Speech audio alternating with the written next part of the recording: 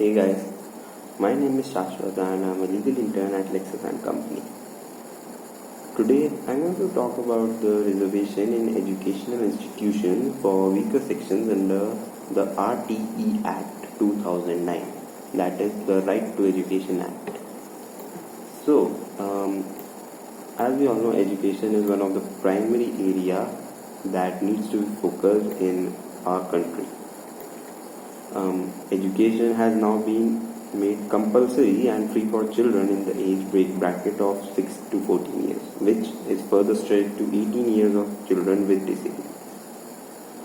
Free education implies free education for those who have enrolled themselves in the appropriate institutions that are aided by the government, whereas the words compulsory education cast an obligation on the appropriate government to ensure that a mechanism is there in place for the enforcement of provisions.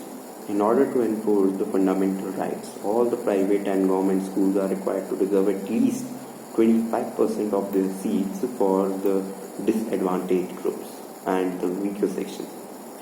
The RTE Act separates the fraudulent schools, and donations and concessions are not allowed under this law. It also prohibits for expelling, holding back, or even necessitating a child to clear board exams.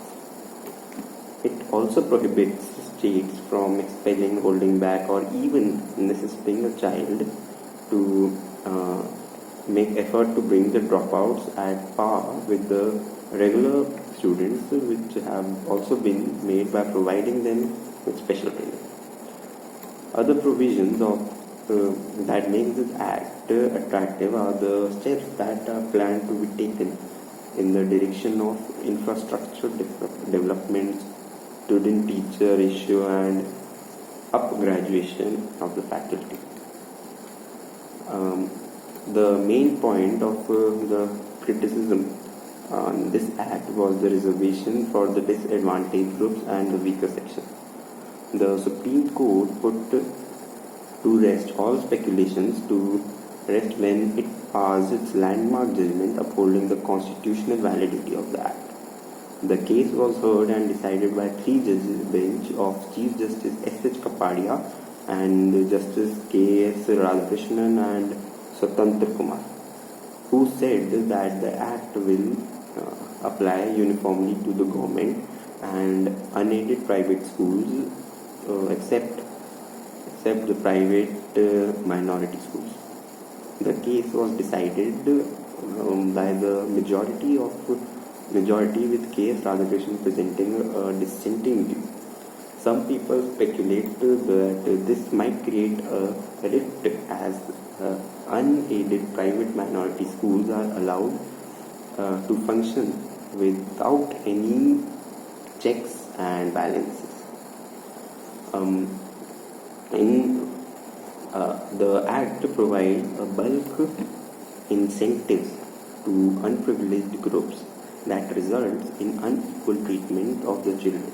But like the center had emphasized, there is no need to de-link merit and talent from social and economic differences among different sections of societies, and said that Act calls for moving towards composite classrooms with children from diverse backgrounds rather from the homogeneous exclusive schools. In order to uplift, there should be a level playing field for all. The government should work towards building an infrastructure so as to train the unprivileged to have the same expertise and skills so that they can also be a part of healthy competition. Till the infrastructure is built, some incentives will have to be given, but these schemes of carrot and sticks will not stand the test of time.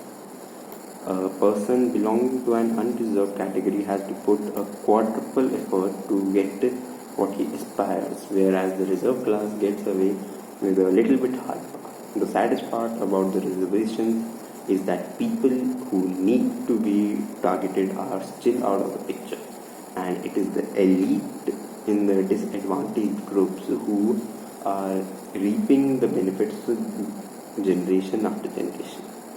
The target group still survives strictly in the bushes of the deserted areas, which are still out of bounds. So the government has to come up with some innovative measure to contain the resentment of the masses. Thank you. If you like this, please subscribe.